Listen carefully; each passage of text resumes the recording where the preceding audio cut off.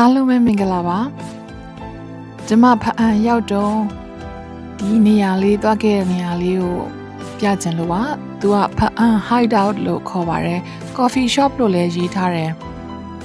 coffee shop တဲ့ဘယ်လိုခေါ်လဲ I don't know cafe လေးပေါ့နော်ဆိုတော့သူက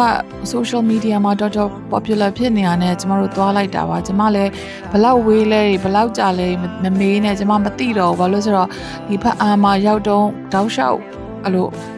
နေရာတွေသွားခဲ့တာမှာကားကတော့ဟိုမောင်းလိုက်ဒီမောင်းလိုက်ကားရလိုက်ဓာတ်ပုံတွေရိုက်လိုက်ဗီဒီယိုတွေရိုက်လိုက်နေပေါ့နော်ဆိုတော့ကျမမသိဘူးကိုယ့်ကိုရှာကြည့်ပြီးတော့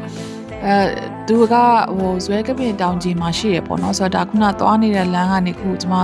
အခုဆိုင်ထဲကိုဝင်တဲ့လမ်းလေးပေါ့အဲ့တော့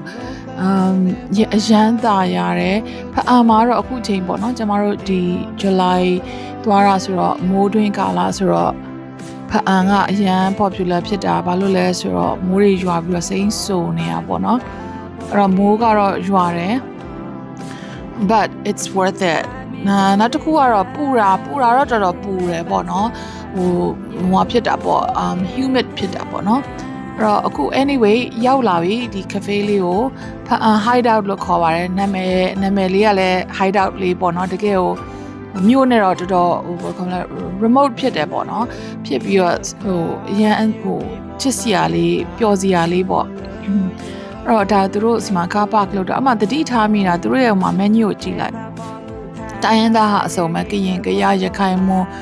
ကချင်ကြက်ကချင်အဲ့လိုမျိုးကော်တူးလေးအဲ့လိုအစာရဲ့အစုံမဲ့နောက်ဒီမှာကျမတို့ကအပေါ်တော့မတက်ထိုင်တော့ဘူး it's nice but ဟိုအောက်မှာသူကကျမ်းပြင်းမှာထိုင်ရတယ်ဆိုတော့ကျမတို့ကအသက်တွေလည်းကြီးလာပြီဆိုတော့ဒူးနာတဲ့လူနဲ့အောက်မှာမထိုင်နိုင်တဲ့လူနဲ့ဆိုတော့ but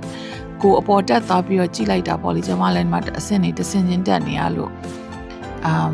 နေပဲအဲ့တော့ဒီလိုမျိုးလေးထိုင်လို့ရတယ် it's nice လူငယ်တွေကတော့အရန်ကြိုက်မှာပဲပေါ့နော်ဟိုပြောတယ်လို့ပဲပူတာတော့နည်းနည်းပူတယ် but ဒါတော့ဖအံရဲ့ဒီအချိန်ရဲ့ဟိုရာသီဥတုပေါ့ okay look at the view ဟိုမှာဒါဇွဲကပင်တောင်ပေါ့နော်သူကဇွဲကပင်တောင်ကြီးမှာရှိရဆိုတော့ amazing it's pretty and it's worth it နောက်ဒီဇဲကပင်တောင်ကလည်းလေအမြဲတမ်းတိမ်ခိုးတွေနဲ့အဲ့လိုမျိုးမြူခိုးတွေလားအဲ့လိုမျိုးရှိနေတဲ့အခါကျတော့လေyeah so nice okay ပြန်စင်မယ်ဟိုဘက်မှာလည်းတွေ့တဲ့အတိုင်းပဲဟိုလေးရှိရအဲ့လို like a little tree house type ဟို building လေးအိမ်မှာလည်းသွားစားလို့ရမယ်နဲ့တူတယ်ကျွန်မလည်းကြည့်တော့မကြည့်မိဘူးအဲ့ဟာလေးခုဒါအဲ့သူတို့ဟို channel မှာပဲရှောက်သွားနေအမှကြက်လေးတွေလည်းတူနေရပေါ့နော်ဟို it's very ဟို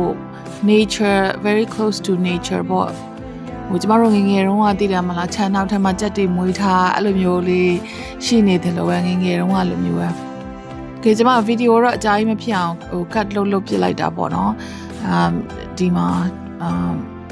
yeah so there's more view of the mountains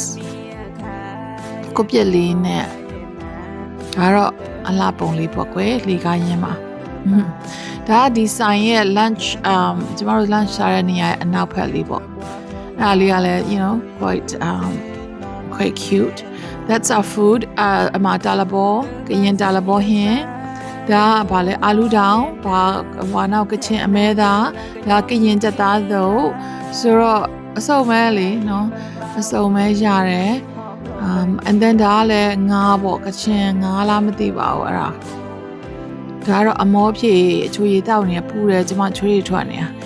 တာဒီမှာအဲ့မှာတန်းလေးစီးပြီးတော့ဓာတ်ပုံတွေရိုက်လို့ရတယ်ဆိုတော့ဓာတ်ပုံရိုက်ကြတာပေါ့ကွယ်ဒီနေ့ကတော့ဓာတ်ပုံတွေအဝါရိုက်အရန်ကို pretty ဖြစ်ပါတယ်